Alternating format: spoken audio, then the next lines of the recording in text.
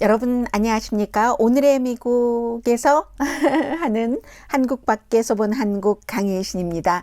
이제 정말 몇 시간 남지 않았습니다. 2023년 음력설이 얼마 남지 않아서요. 여러분들께 다시 이제 새해 인사드리면서 오늘로써 2022년 한국 밖에서 본 한국 음력으로 따지면 마지막 입니다. 오늘은 제가 맨 마지막에 여러분들께서 여러분들께 가장 많이 전해드리고 싶은 내용을 뒤로 미뤘는데요.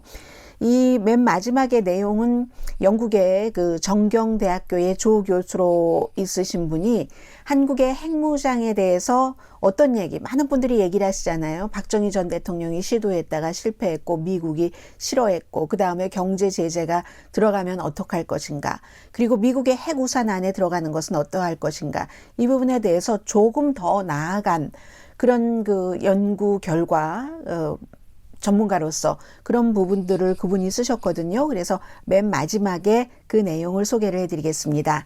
그리고 중간에는 뉴욕타임스가 이 내용을 이렇게 길게 왜 보도를 했을까? 제가 그것이 잘 잡히지가 않거든요. 한국의 그야말로 외딴 섬에 병원도 없는 그 섬에 병원 차가 아니라 병원 배가 들어가는 그것을 아주 길게 보도를 했고요. 당연히 그 누리다 하는 그 문과 인조이해서 문하고 인조이를 합쳐서 만든 한국의 그 달 궤도 그 탐사선 다누리 이가 보내고 있는 사진을 미국에서도 무척 익사이팅하게 보고 있습니다. 와그너 그룹과 북한 그리고 미국도 전해드리겠고, 또 하나는 이란의 외교부와 한국의 외교부가 윤석열 대통령이 한 말 때문에 이제 서로 대사를 소환하고 하는 이 문제에 대해서 어느 언론에서도 지적하지 않는 한 가지 제가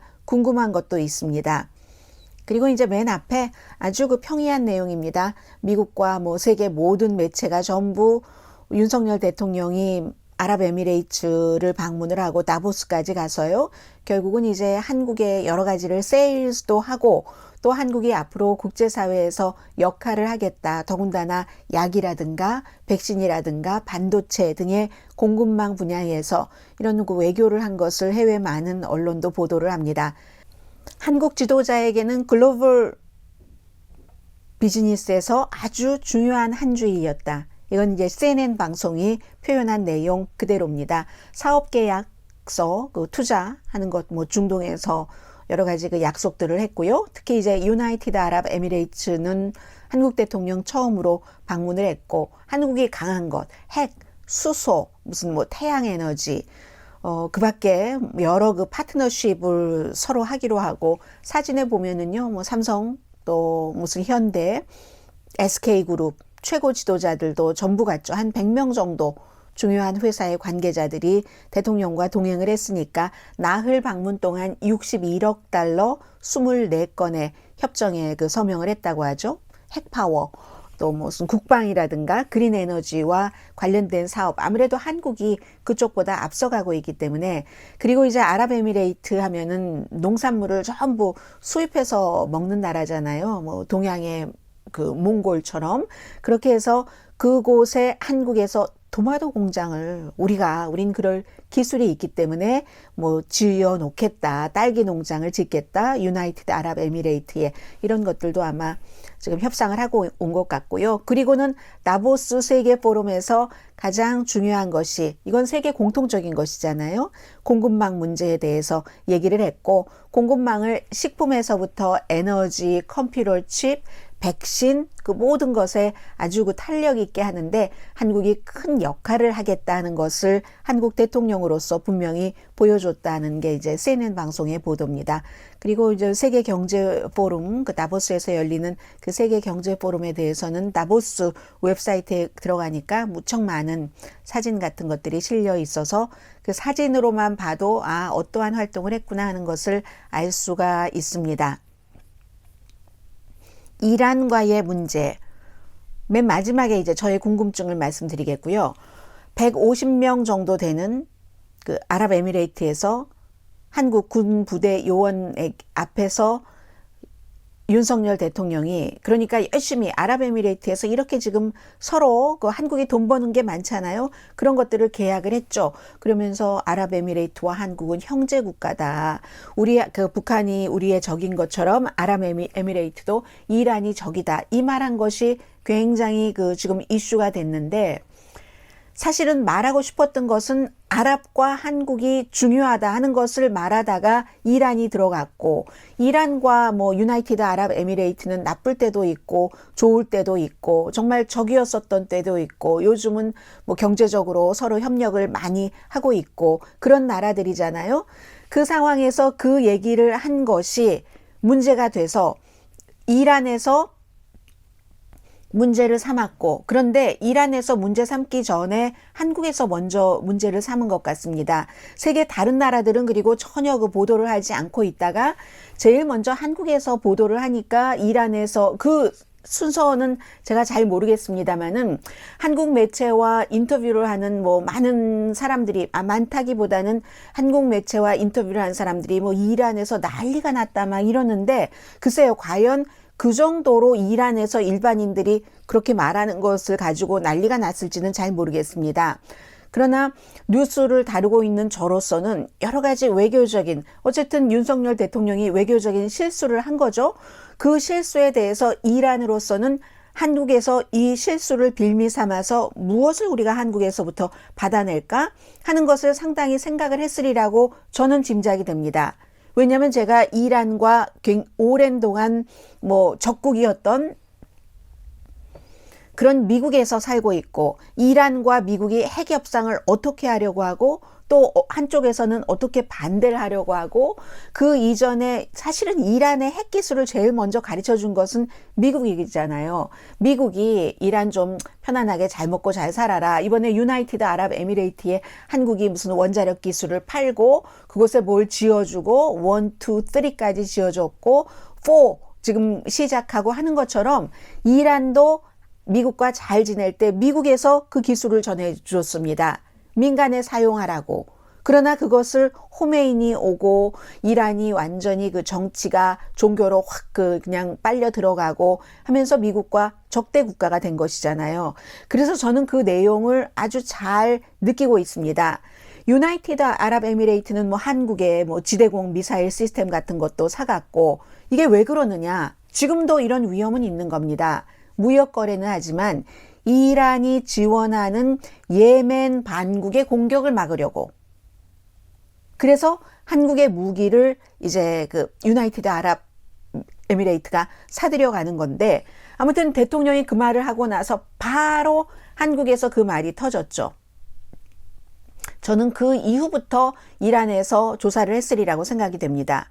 왜냐하면 그것이 제가 궁금한 겁니다. 누군가가 그 시차를 밝혀줬으면 좋겠습니다. 대통령의 실수는 대통령의 실수고 그로 인해서 그러한 것들을 세계 만방에 알림으로써 한국이 손해보는 것은 무엇인가 이런 것들을 그 언론 매체는 잘 계산을 해야 된다는 겁니다.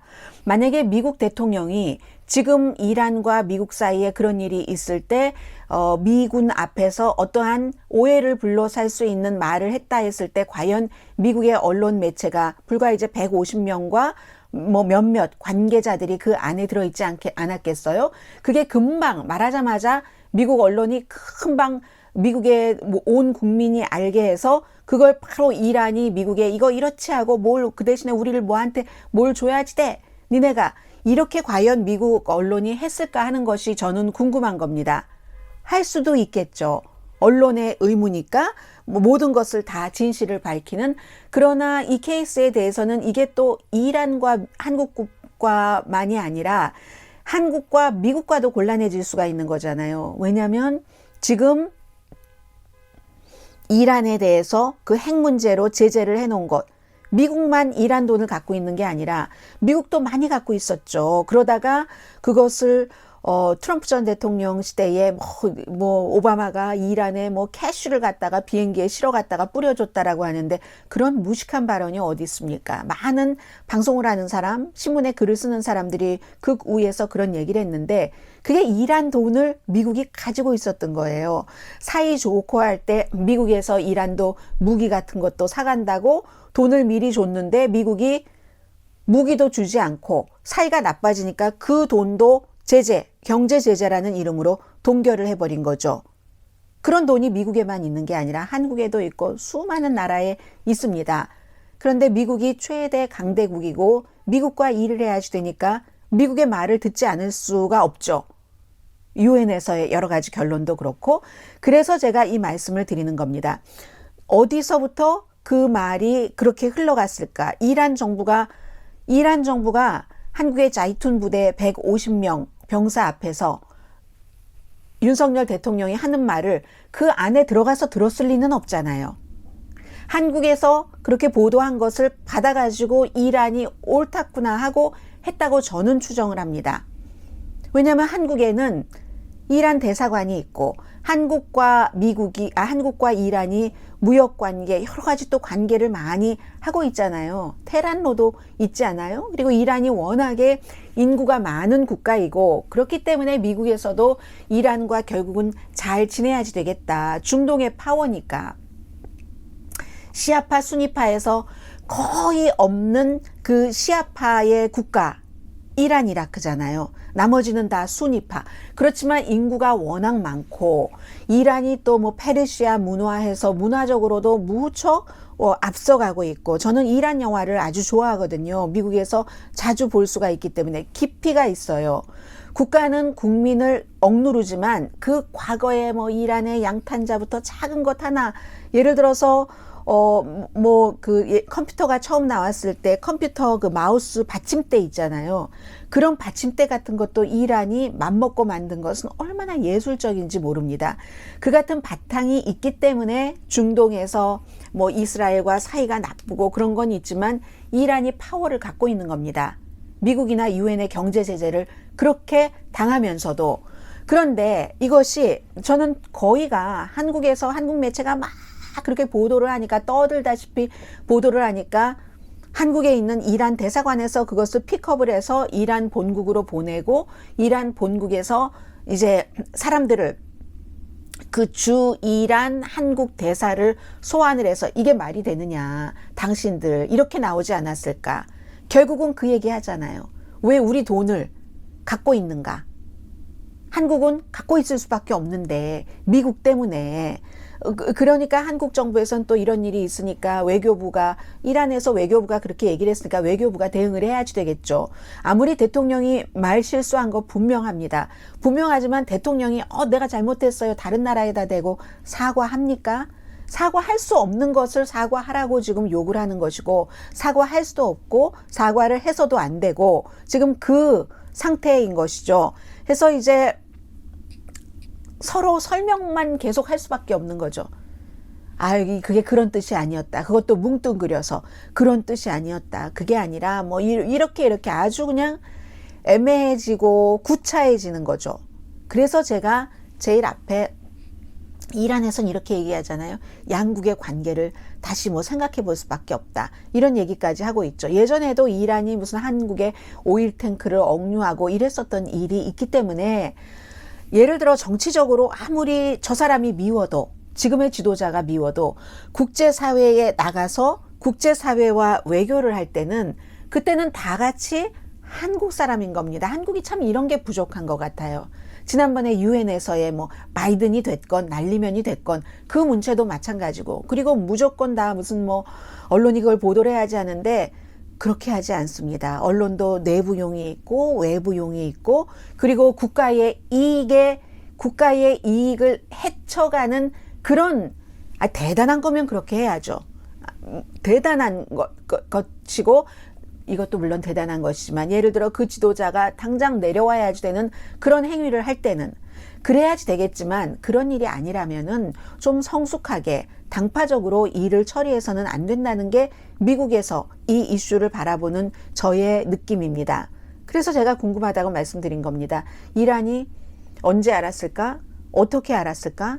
한국에서 대대적으로 보도한 뒤에 알지 않았을까? 아니면 그 안에를 들어갔다는 건데 그 안에 들어갈 수가 없잖아요. 얼마나, 심지어 영부인이 그 부대 안에 들어갈 때도 위장하고 군복 입고 이렇게 들어가야지 되는데 거기에 이란 사람이 들어와서 그 말을 들었을 리가 없다고 저는 생각을 합니다. 그렇다고 그 안에 있던 한국 사람이 이란에다가 알려줬겠어요? 전화를 해서? 그렇진 않았겠죠. 그래서 이런 일들은 대한민국이 손해를 볼 수 있기 때문에 기본이거든요. 다른 나라에서 왜 기본이 되는 게 한국에서는 모든 것이 당파로 그리고 생각도 없이 그냥 막 떠들고 해서 이란에 우리가 약점을 잡힐 필요가 없잖아요.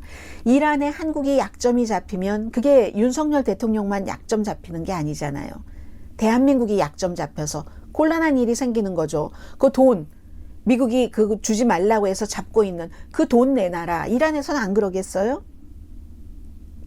이 문제는 저는 그 관점에서 바라봅니다. 제가 아마 정규방송 시간이라면 이렇게까지 강하게 말씀드리지는 않았을 것 같고요. 자, 와그너 그룹이라고 있죠. 미국이 이제 다음 주에 국제범죄조직으로 공식적으로 발표를 할 텐데 이럴 때는 항상 재무부가 합니다. 왜냐하면 국제조직으로 무슨 테러 조직이 됐건 범죄 조직이라고 이번엔 크라임이라고 하는데 크라임 그룹이라고 한다고 하는데 제재를 해야 되기 때문에 재무부가 하게 되는 겁니다.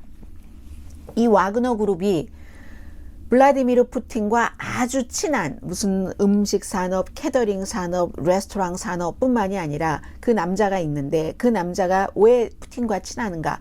푸틴의 무슨 만찬 이런 데 다 이제 음식 같은 것도 대고 하는데 사업을 하는 겁니다. 용병 사업을. 그래서 와그너 그룹이라고 해서 본인은 아니라고 하지만 우크라이나에 지금 와그너 그룹이 보내는 러시아를 위해서 싸우는 사람이 5만 명인데 5만 명 가운데 1만 명은 용병 정말 돈 받고 다른 여러 군데서 모집을 해서 한 사람이고 나머지 4만 명은 러시아 감옥에서 나온 사람이랍니다. 감옥에서 왜 싸우러 가겠어요? 잘 싸우면 정과 없애줄게 이런 것 아니겠습니까? 얼마나 치열하게 싸우겠습니까?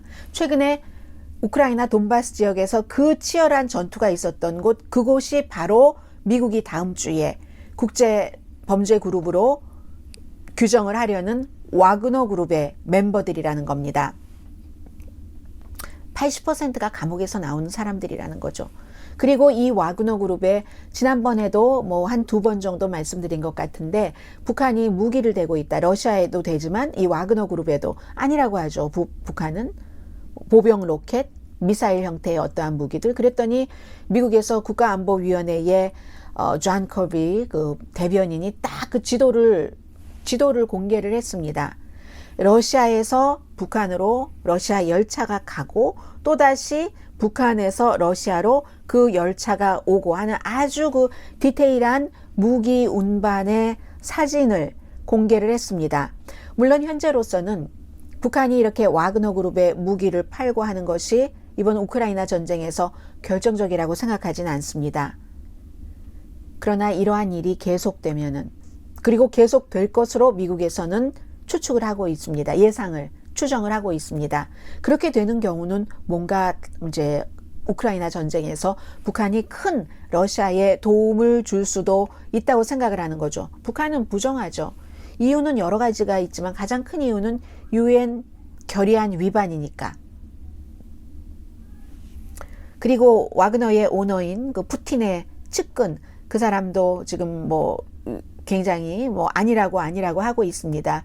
예브게니 그 프리고진이라는 사람도요. 이 사람은 무슨 석탄업도 하고 광산업도 하고 기본은 푸틴의 셰프라고 하잖아요.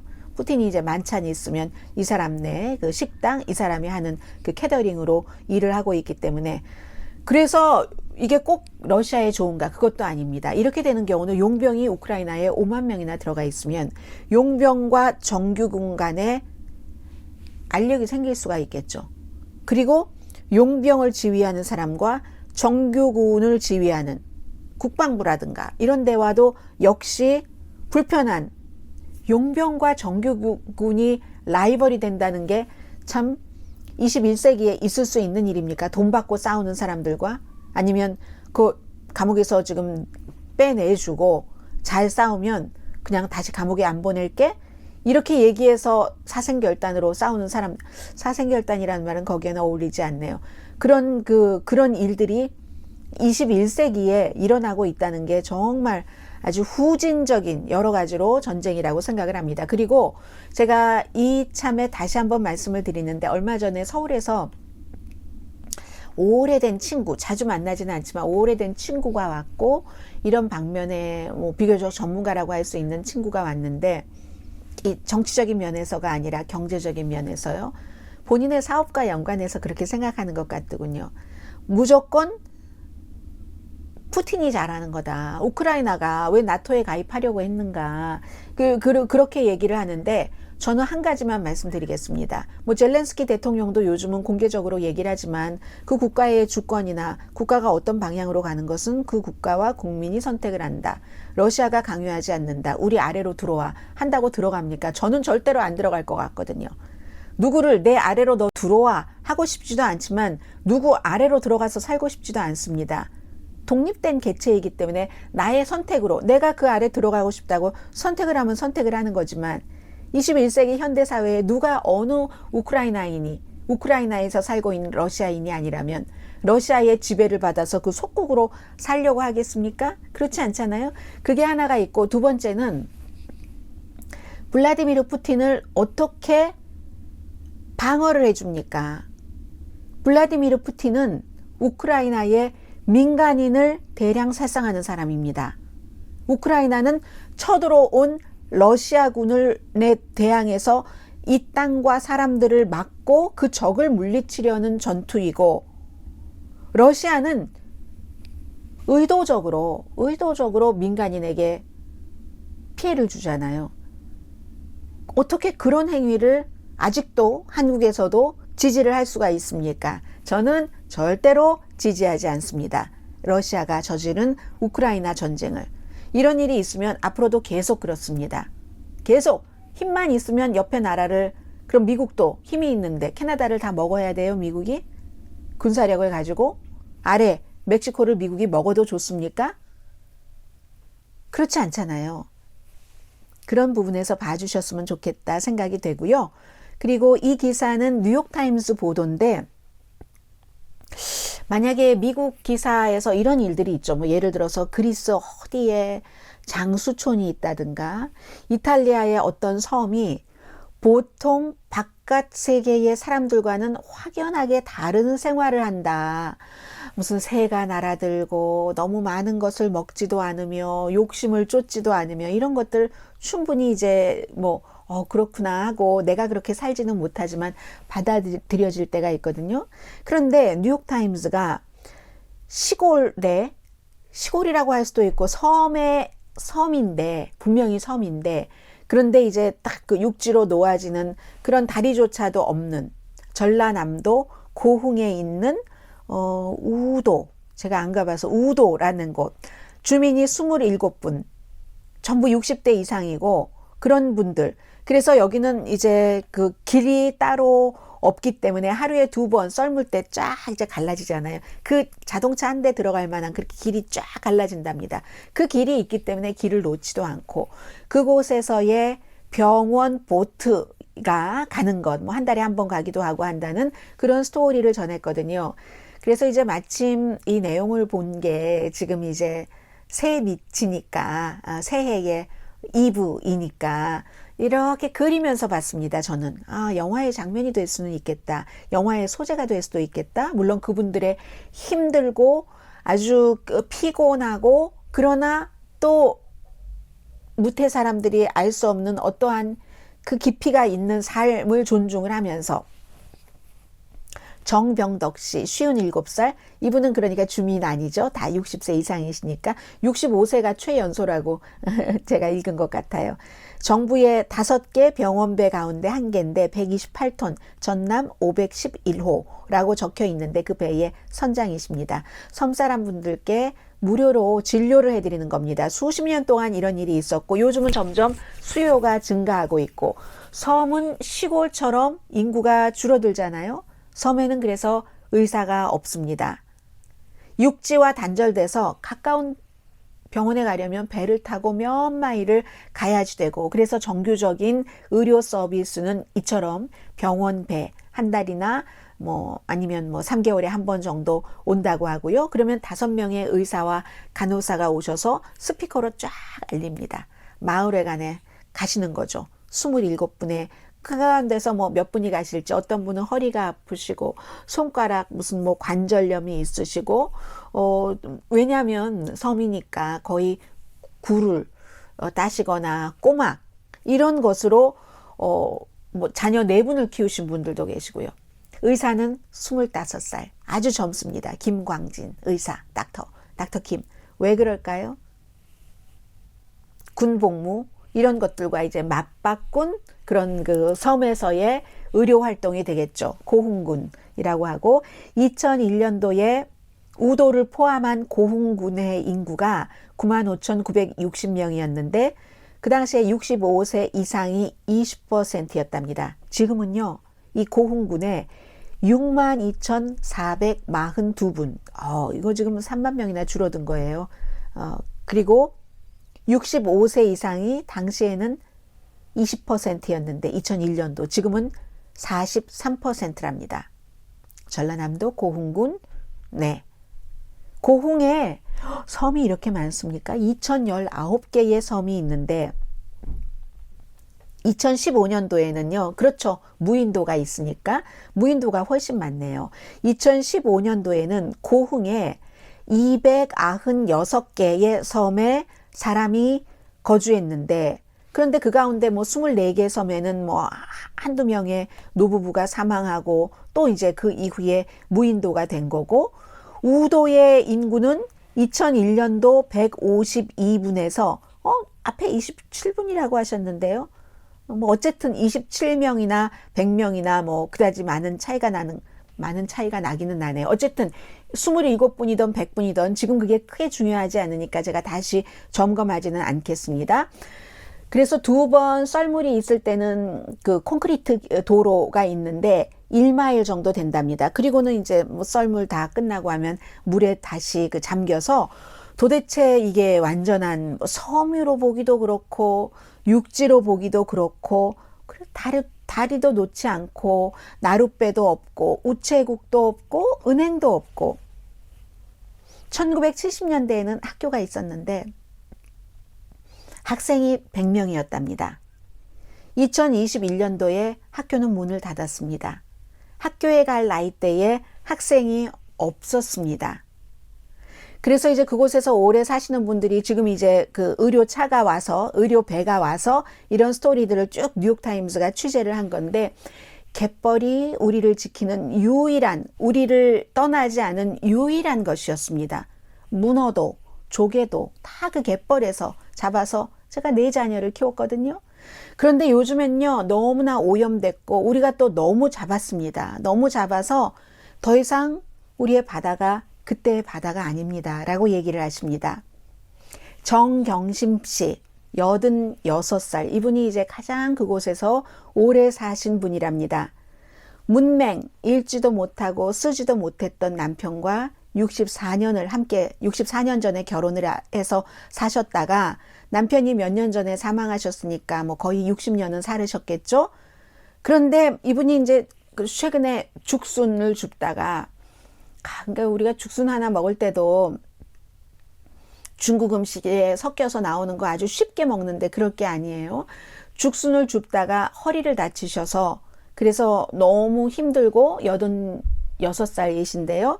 그래서 집에서 할 수 있는 일이라는 게 텔레비전 보면서 장맛비가 막 내리면 그 빗소리 들으면서 고양이 이외에는 다른 생명의 흔적이 없더라라고 취재 기자가 얘기를 합니다.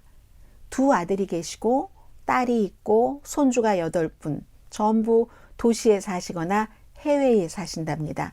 그래서 이제 뭐 또한 따님은 자살을 하셨대요, 몇 년 전에. 그래서 그 딸 얘기할 때는 막 울으시면서 이분이 살아있다면 그 딸이 66살인데 하면서, 아들은 도시에 살고 있는데 아들이 어머니 함께 사시죠 하지만 모르는 사람들이 있는 곳에 가서 살기가 싫고, 그리고 또 있잖아요. 아들에게 짐이 되기 싫으신 거죠. 이 어머니가. 그래서 혼자 사시는데 이런 분들께는 병원배가 온다 하면 어디가 특별하게, 물론 아프지 않으신 분들이 어디 계시겠습니까? 나이가 다 65세 이상이신데.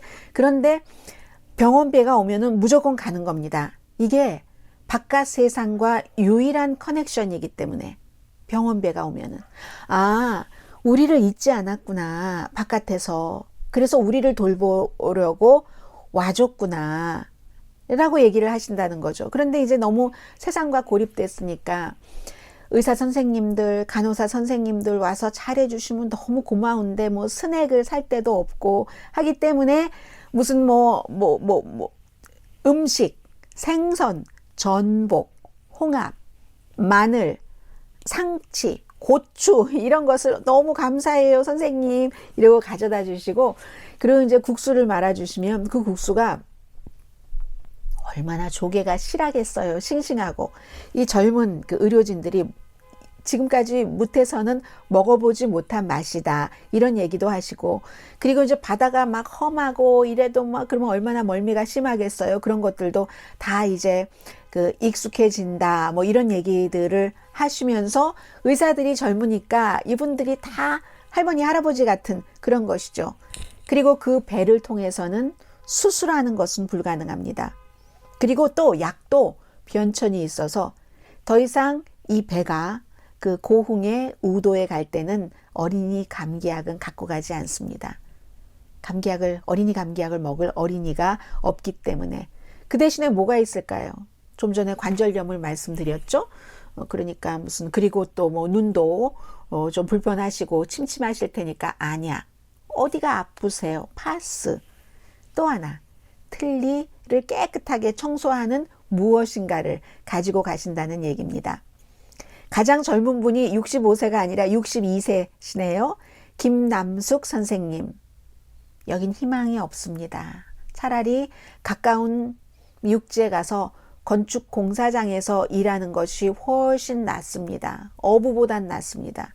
왜냐하면 바다가 이미 다 오염됐고 사람들이 너무 빨리 그것을 다 채취했기 때문에.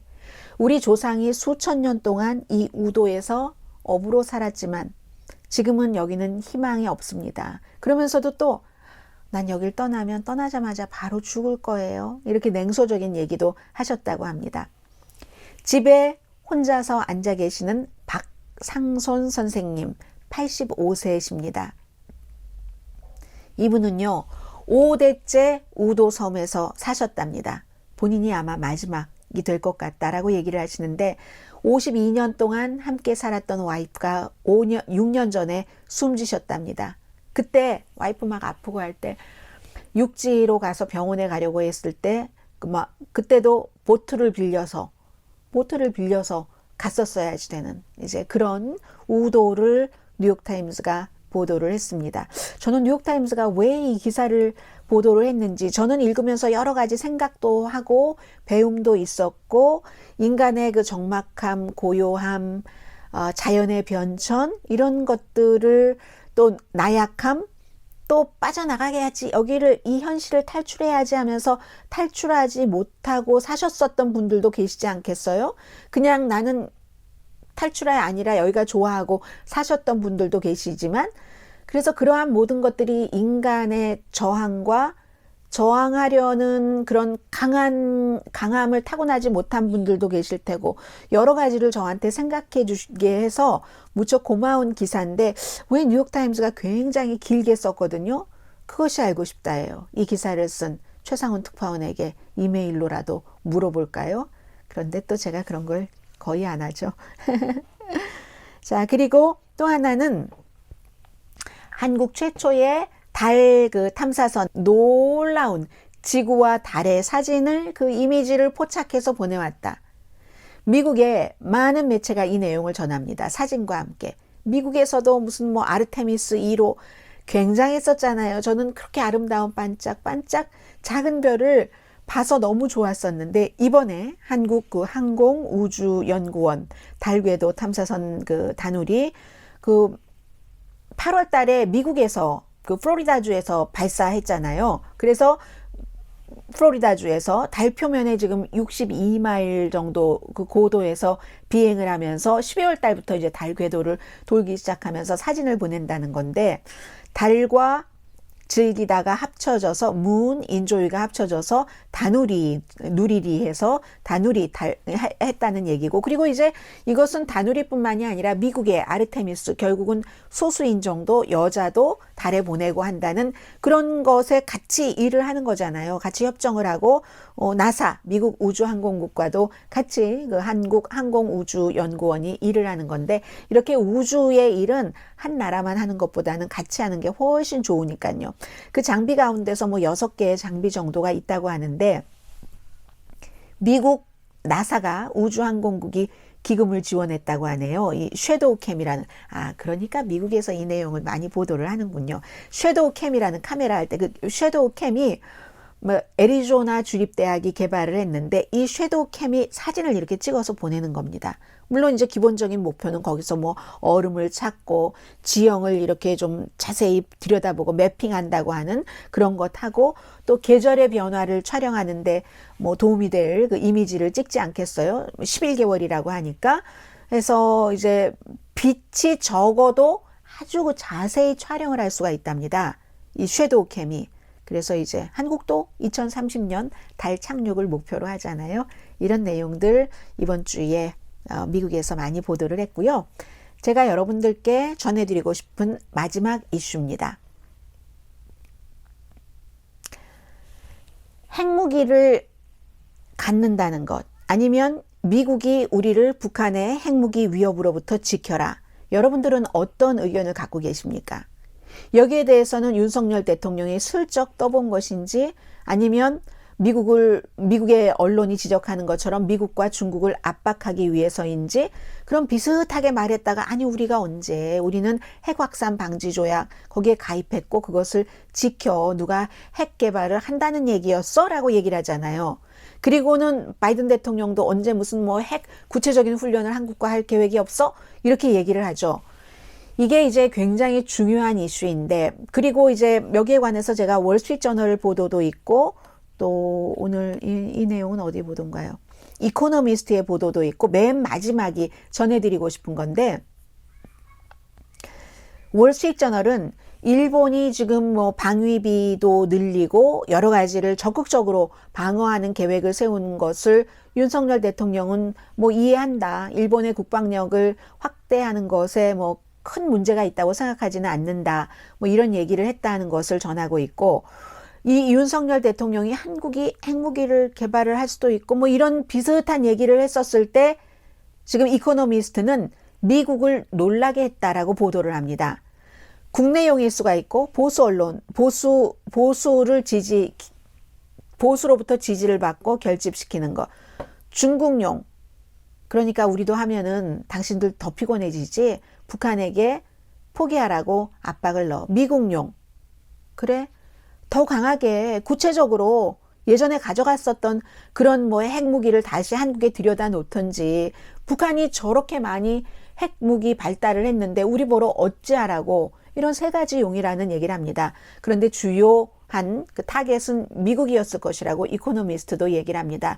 제가 얼마 전에 이 내용을 전해드리면서 제목을 미국과 중국 압박용이라고 했더니 어떤 분이 감히 이렇게 얘기를 하셨는데, 미국과 중국 압박용이라니까요. 아는 사람은 다 알고 있습니다. 시애틀이냐 서울이냐 선택해라.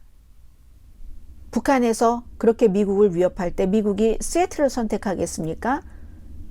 서울을 선택하겠습니까? 그런 일이 일어나지 않길 바라면서, 그러나 그런 일에 대한, 그런 시나리오에 대한 대비를 한국은 해야지 되는 겁니다.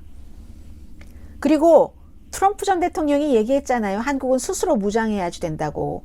지금 조 바이든 이후에 다른 대통령이 나오면, 트럼프 전 대통령이 다시 대통령이 되면 전에 했었던 것처럼 주한미군 다 철군이야.